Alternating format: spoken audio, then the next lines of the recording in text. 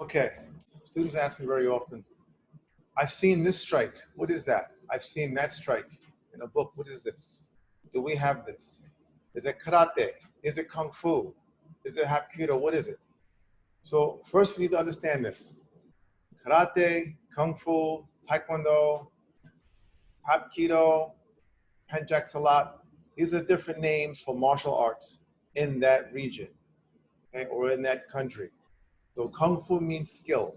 And there are hundreds of systems of kung fu. And out of the hundreds of systems, there's styles in between that. Just like Aikido and karate. So there's one human hand. And these strikes have covered much of the martial arts world. But these days, much of it has been lost. I watched a show the other day. Nice show, very good show. It's by a karate. He considers himself an expert. I don't know. But I call him karate student. Either second, third, maybe fourth degree at best. And he said, this is one of the most ridiculous techniques in karate. It's useless, which told me right away that he was never taught real karate. He must have been taught sports or the watered down version, which is very common because why? If I was Japanese, why would I teach you something like karate if you bombed me, if you were the enemy, if there were conflicts with you? Of course they kept stuff secret. The same thing with the Japanese and the Okinawans. Japan invaded Okinawa. Karate in Japan was brought there through Okinawa. Well, if I was Okinawan, why would I teach you, the Japanese, secret techniques when you were the oppressors? Think about it. Why would the captives in America, right, the warriors, the accountants, the engineers, the architects that were kidnapped from Africa, brought here and put into bondage and slavery, why would they teach a lot of their hidden skills, a lot of their important knowledge? Even though that did happen, that's why a lot of inventions in America were actually invented by the so-called slaves, right? Because why? Because they were architects, engineers, they were farmers, and they had certain skills. But of course, the masters took advantage of that and took the credit for the invention. So that did happen. And it did happen also in Japan. So in Japan, karate is known as Japanese martial arts. It's actually Okinawan martial arts. And before that, the Okinawans got that from China. So the same techniques you will find in Chinese Kung Fu, you will find in Okinawa, you will find in Japan, you will find in Korea, you will find all over Southeast Asia. But yes, a lot has been lost because of the Spartans, the modernization. Sports changes everything. When you do sports, you take out all the lethal techniques and you leave the ones in that's not so dangerous. With sports, you take out the stuff that spectators can't see and you put in stuff that's big, broad, and wide, that's spectacular, so that spectators can see. So it's exciting. But in real martial arts, you don't do stuff that people can see. You want them not to be able to see. In real martial arts, you use the lethal techniques, not the weak techniques. In martial arts, your aim is to destroy, right? To kill the opponent. It's the opposite of sports. So as sports becomes popular, people start teaching sports, and then the newcomers that come up in those schools, they actually learn sports, and they think they're learning martial arts, but they're learning martial sports. And they have no idea what's been missing, what's been lost, or what has been kept secret.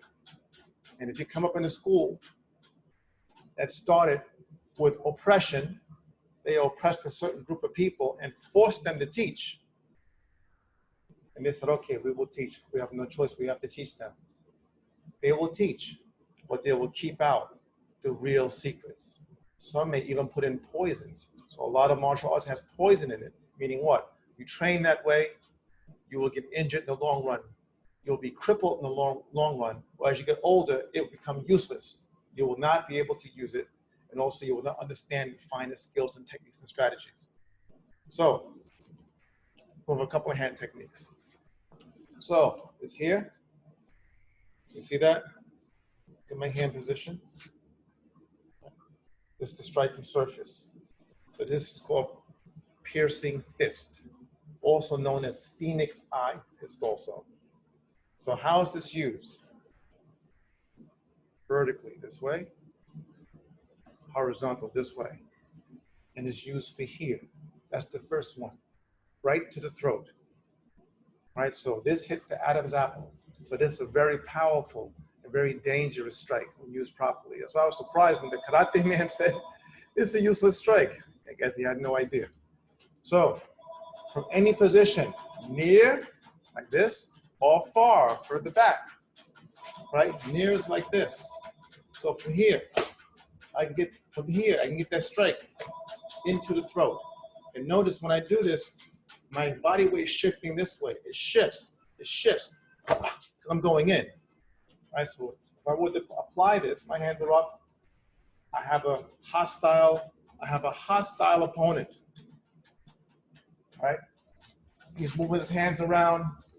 My hands are like this, like, hey, look, I don't want any problem. But then he comes to grab, or he comes, it winds up. So from here, when I push in, right, it's my phoenix eye fist right there. I hit the throat. Then my palm comes this way. It's here. His head goes back, opens it more. Then I follow through again to the throat. He is done, son. So watch. 1, 2, 3. So from this position, right from here, just like that. Even better. Hands up. Take a step back. I take 2. Left. Right. I'm already set. My knees are bent. So when I push forward, I'm in. When I push forward, it's pushing forward. Throat, palm, throat. It's done. So that's how this works. So now I can do the fist this way, vertically. See that? Or horizontally. Either way. Now, another way of using this same fist is coming underneath, in close. Someone is in your face, maybe they're holding, they like this, they're in really close. So right from here, here's their head, right? This part right here is right here. See where my finger's going? Take your finger, put it here, and press up. Go in there, 1.5 inches, press up. You feel that? Okay, that's where it goes. So from here, my legs are bent, it shifts upward to that, and I turn my body from here. My body comes up the center. See where my chin is? Comes right up. That's from here. All right, from here. Okay. In fact, let's do this slow. Let's do it together. So do your left hand first. Let's do slow. So hana. Good. Bring it down. Let's do the other side. Pull. Bring it down. Good. Let's do the left again. Hana. Good. Pull. Good. So now, these strikes are not meant to be used alone. That's the secret. Just like you notice from here, I did the strike in the palm. I did a closed hand strike, a yang strike, a yin strike, and then I followed through with a yang strike. Kind of like this. See that? There's a yang, a yin, and a yang. Now, coming on the way up. Now watch, you shift up. When you shift upward, you're gonna hit, and it's gonna move like this. When you have the right force, you're gonna cause the neck to go this way, and the head's gonna bend backwards like this, see that? As they go back, they're gonna lose a little bit of balance, this will be open up. When we do this, we're gonna come up, turn to here, see that? And then right across, right hand. So what am I doing? I'm coming up, 1, going right through, so this happens. Just like that. So coming up, 1, see that? Now, from here, drop this hand to here, and I come right across. Knife hand, right across. If they're still there, they shouldn't be. See my other hand here? And if they're still there, they shouldn't be. Okay, so let's do slow. Let's do it together. So your left hand's coming up. So 1, up, 2, cross, just in case. 3, thrusting knife hand. 4, and punch. Good. One more time. To the same side. 1, up, 2, cross, 3, side thrusting knife hand, just like in basic dagger form. 4, thrust. And of course, you have 5, 6, 7, 8 also if you need that. You shouldn't if your strikes are on point. Let's do the other side now. We'll do your right hand. So 1, up, 2, cross, 3, right hand thrust, 4, one more time, same side, 1, up, 2, cross, 3, knife hand thrust, 4. Good. Okay, check out the wrists. So of course, this takes a little bit of practice. You have to do a little bit of conditioning, not banging your hands, but getting your fingers and your hands strong in that position. See that? So that it's solid. So it's solid. Now, we're not punching the head. We're not punching something that's hard. So therefore, we're not breaking bricks either. We don't need that. You're hitting here. So like this, just like you do this, do it right here. Strong, stronger, stronger. See what that feels like. So if this has that effect, you know what effect that will have. Okay, now the same thing here. Take your finger, once again, press. I want you to take this finger, right, and pretend that you're putting it on top of their tongue in the mouth. So where your tongue is, take that finger, touch your tongue at the top. Get the right feel. So you're just pressing gently, right? So when you do it with a real thrust, a real strike, right, that is a powerful blow. And that's a blow that a 10-year-old girl could take out a grown man if it's done correctly. That's why it's not part of sports, by the way. So now, what did we do? We did from here, we did how to go straight, vertically, horizontally. We did, and then extended, far, right? Then we did how to do up close and coming up, right? Coming up. Yeah, we also did combinations with that. Now, if you notice, this is direct, going out. This is direct, going up. This is direct, going horizontally, direct, vertically. So now, right here, we're going to come across. So what's that mean? We're going to come just like this. So now, that takes a lot more technique, a lot more skill. My hands are here. See, when they were here, straight was easy. And look, up is easy. Now look, I'm here. Look at my hands are. They're out here. The opponent comes inside. So when I shift back, I come this way. But kind of like a hook punch. All right? So my hands are here. I move back, hook punch, all right? With this. But now, you don't just hit anything, you damage your hand. So take your finger. When you take your finger, look where your ear and your jaw meet, right? Take that finger and press toward the jaw right there, strong. Feel, right? Right there. Going this way toward the jaw, right? Right in that spot. Press. Now do like this. Bang, bang, bang, like you're knocking with your finger. Press that. See what that feels like? Okay. That's where it goes. It goes right there. The only other place it would go is the temples, right here. So these two places is where that goes and where it's really effective. So how do we do this? We're here. Move back. It's still close. See, it's not out. It's not out there. If it's out there, I damage my hand. It's here. so I can get this right in. But I'm actually hitting this way. So look, I'm coming around. Think of this, not this way, but look. See that? Like I'm passing through. Just like that. But instead of vertically, horizontally. So yeah, that takes a little practice, right? But you want to get this right there. So now my hands are further out, it's coming from the outside. So as I move back, it comes in close here.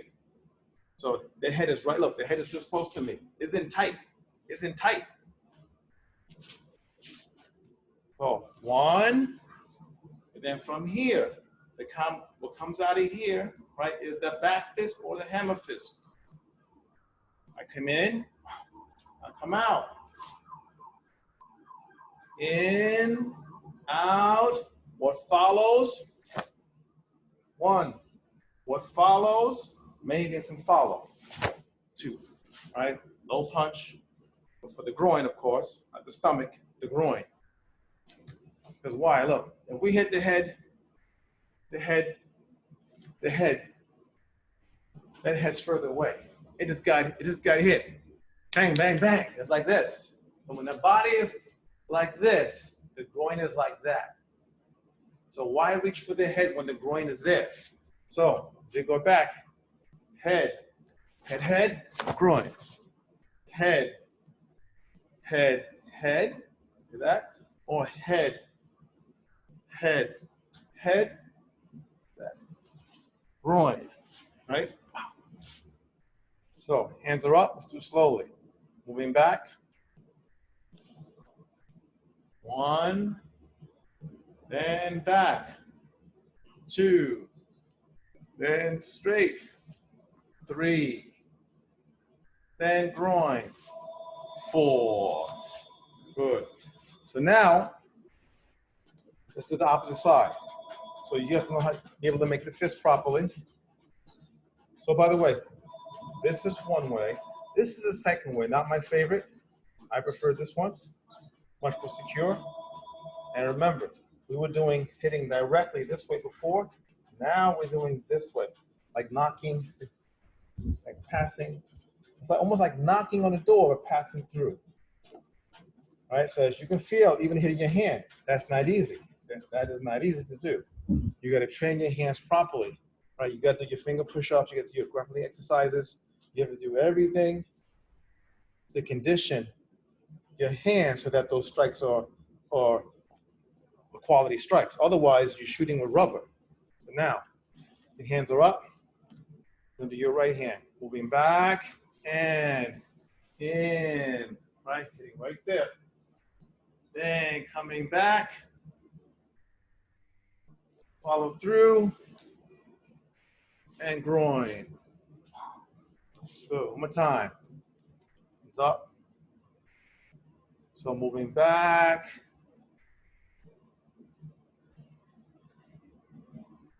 Coming back. Follow through. And then groin. Good. So when you come in is yin, out is yang. There's contraction, extension, right? So when you come in, of course, you can go out with back fist. You can go out with back knuckle strike, where it's curved. See that? So basically the knuckles hitting, not the fist. So it's curved outward, knuckles hitting. You can go back, of course, knife hand. You can come back, of course, go Kwon. Also another specialized technique that you got to train especially for. You can't just wing it. You got to be trained for it, otherwise you can get damaged. So, but with very little training, you can come back and do the hammer fist. Yes, you can do the back fist, but know where you're going, right? You can do the knife hand, right? And then the follow through. So follow through is many things. Follow through, many things.